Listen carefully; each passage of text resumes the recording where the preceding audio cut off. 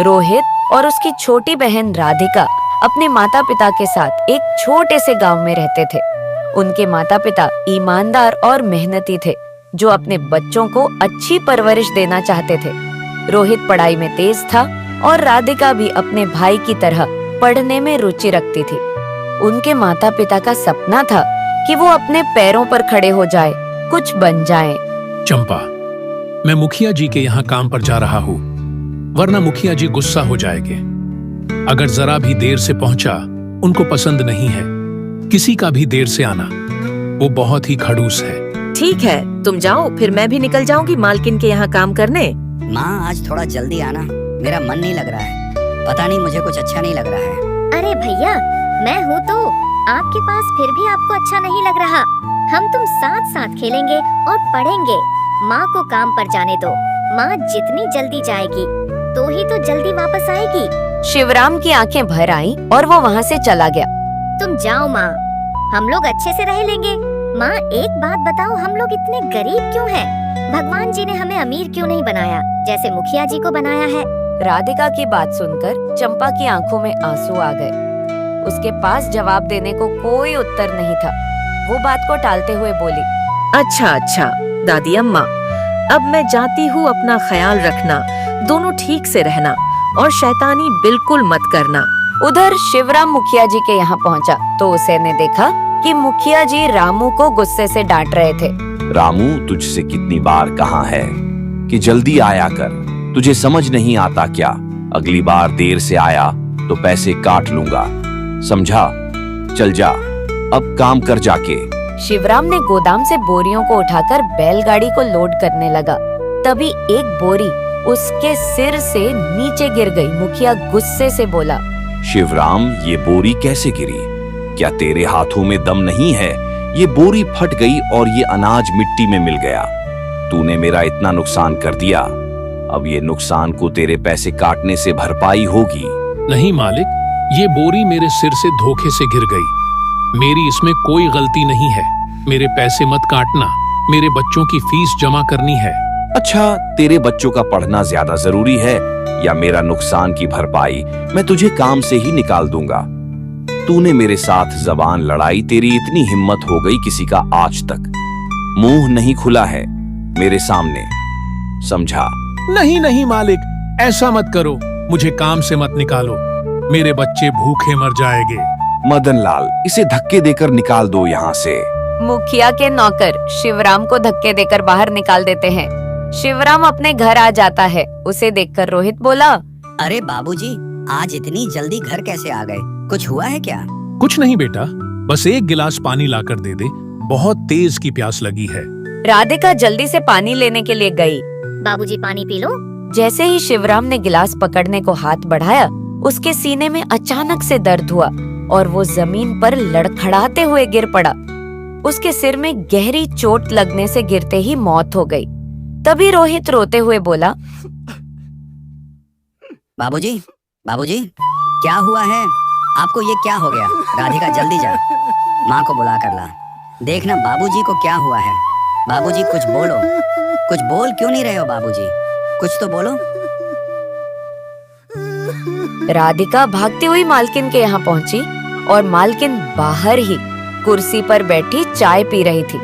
तभी मालकिन बोली, ए लड़की, कहाँ भागी जा रही है? मालकिन, मेरे बाबूजी की तबीयत बहुत खराब है, माँ को बुलाने आई हूँ। बाबूजी कुछ बोल नहीं रहे हैं। चंपा, ओ चंपा, जल्दी आ बाहर, देख तेरी बेटी आई है। तभी चंपा बाहर आती है और राधिका को देखकर चौंक जाती है। राधिका, तू यहाँ क्या कर रही है? घर पर सब ठीक है ना? जल्दी बोल, मेरा दिल बैठा जा रहा है, जैसे कुछ अनहोनी हुई हो। राधिका चंपा को सारी बात बताती है। इतना सुनते ही चंपा की तो जैसे पूरी दुनिया ही खत्म हो गई हो। चंपा बिना कुछ सोचे दौड़ी दौड़ी घर आती है। जैसे ही चंपा ने शिवराम को जमीन पर पड़ा देखा, वो जोर से चिल्लाई, रोहित के बाबूजी, तुम्हें क्या हुआ है? तुम ऐसे हमें छोड़कर नहीं जा सकते। तभी चंपा जोर जोर से रोने लगी। चंपा ये सब सहन नहीं कर पाई और उसकी भी मौत हो गई। रोहित और राधिका अकेले रह गए। तभी गांव वाले आ जाते हैं। फिर वो सब मिलके उनकी चिता लगाते हैं। दोनों भाई बहन वहीं बैठे हुए थे, तभी शिवराम का एक दोस्त बोला, अब तुम दोनों घर चलो, यहाँ कब तक बैठे रहोगे? चलो चलो घर चलो। रोहित और राधिका दोनों घर को चले गए। फिर शिवराम का दोस्त रमेश खाना लाता है। वो दोनों रोते रोते खाना खाते हैं। तभी रोहित रमेश से कहता है, चाचा जी, भगवान जी ने हमारे साथ अच्छा नहीं किया। अब हम कैसे रहेंगे? अब हमारा इस दुनिया में कोई नहीं है। रोहित और राधिका, तुम चिंता मत करो, तुम मेरे बच्चे जैसे हो। कोई बात हो तो मुझे बता देना। ठीक है, अब मैं घर को जाता हूँ। ठीक है चाचा। अगले दिन रमेश खाना लाया। इसकी क्या जरूरत थी? अरे जरूरत कैसे नहीं थी, मेरे बच्चे भूखे जो थे। रोहित की आंखें नम हो गई। तभी रमेश बोला, सब ठीक हो जाएगा, तुम चिंता मत करो। रमेश घर चला जाता है। ए लड़के, चल निकल यहाँ से।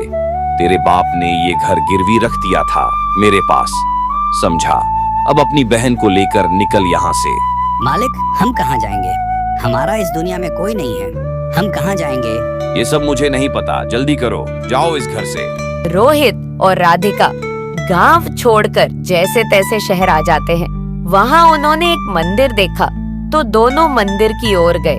रात होने पर और ज्यादा थक जाने के कारण दोनों वही मंदिर की सीढ़ियों पर बैठे बैठे सो जाते हैं। अगली सुबह रोहित बोला, राधिका, मुझे कुछ काम करना होगा। हाँ भैया, तुम सही कह रहे हो। हमें अपना पेट भरने के लिए काम तो करना होगा, वरना हम क्या करेंगे? यहाँ तो हमें कोई जानता तक नहीं। माँ बाबूजी, तुम हमें छोड़कर क्यों चले गए? रोहित काम के तलाश में निकल जाता है। इधर उधर काम को पूछता है, उसे कहीं भी काम नहीं मिला। फिर वो शाम को उसी मंदिर में आता है। क्या हुआ भैया, काम नहीं मिला ना? अरे नहीं नहीं पगली, उदास मत हो, काम का क्या है, आज नहीं तो कल मिल ही जाएगा। तुझे भूख लगी होगी, मैं खाना लेकर आता हूँ। नहीं नहीं भैया, मुझे भूख नहीं लगी है। इतना कहकर राधिका की आंखों में आंसू आ गए और वो रोने लगी। क्या हुआ राधिका, तू क्यों रो रही है? मैं हूँ ना अभी, तू चिंता मत कर, मैं सब कुछ ठीक कर दूंगा। तभी मंदिर का पुजारी उनको खाने को भोजन देता है। दोनों भाई बहन वो खाना खाकर मंदिर में ही सो जाते हैं। अगले दिन रोहन फिर से काम की तलाश में जाता है। वो एक ढाबे पर जाकर बोला, साहब जी, मुझे कुछ काम मिलेगा, मैं कोई भी काम कर लूंगा, बड़ी ईमानदारी से करूंगा। मैंने और मेरी बहन ने कल से कुछ नहीं खाया। ठीक है, बर्तन धोने का काम है, करेगा क्या? हाँ साहब जी, मैं करूंगा। पहले चल कुछ खा ले। नहीं नहीं साहब जी, मैं बाद में खा लूंगा। रोहित पूरे दिन काम को बहुत मेहनत से करता है। ढाबे वाला खुश होकर बोला, कुछ खाना बचा होगा वो ले जाना और अपनी बहन को खिला देना। देख राधिका, मैं तेरे लिए खाना लाया हूँ, ले खा ले। राधिका खाना खाती है। देख, मुझे काम मिल गया है और मेरे मालिक भी बहुत अच्छे हैं। अब से तू पढ़ाई करेगी और मैं काम करूंगा। तुझे माँ बाबूजी का सपना पूरा करना है।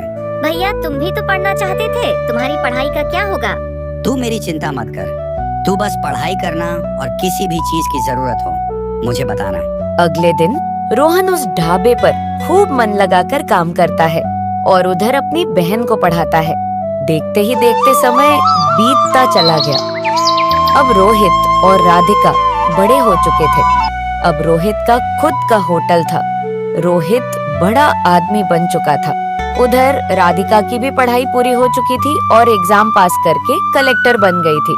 भैया, मैं कलेक्टर बन गई, आपकी मेहनत रंग लाई। रोहित की आंखें नम हो गई और बोला, हाँ मेरी बहन, आज हमारे माता पिता का सपना पूरा हो गया। फिर वो दोनों अपने माता पिता की तस्वीर के सामने खड़े होकर आशीर्वाद लेते हैं। माँ बाबूजी, आप यहाँ होते तो कितने खुश होते। देखो, हमारी राधिका कलेक्टर बन गई है और मैं बिजनेसमैन। बाबूजी, अब समय आ गया है आपकी बेइज्जती का बदला लेने का। भैया, आप भी वही सोच रहे हो जो मैं सोच रही हूँ, उस मुखिया से बदला लेने का। हाँ बहन, मुखिया के अत्याचार की वजह से हमने अपने माता पिता को खो दिया था। अब रोहित और राधिका गांव की ओर निकल पड़ते हैं और अपनी गाड़ी को चौपाल के पास रोका। वहाँ रमेश को बैठा देखा। तभी अपनी गाड़ी से बाहर आकर रोहित बोला, और चाचा जी, हमें पहचाना, हम कौन हैं? रमेश की आंखें भर आईं। अरे मेरे बच्चों, तुम रोहित और राधिका हो ना? तुम कितने बड़े हो गए हो और अमीर भी। फिर कुछ देर बाद वो मुखिया जी के घर जाते हैं और पुलिस भी वहाँ पहुँच जाती है। सारे गांव वाले मिलकर मुखिया को सजा दिलवाते हैं। राधिका और रोहित अपना जीवन खुशी खुशी जीते हैं।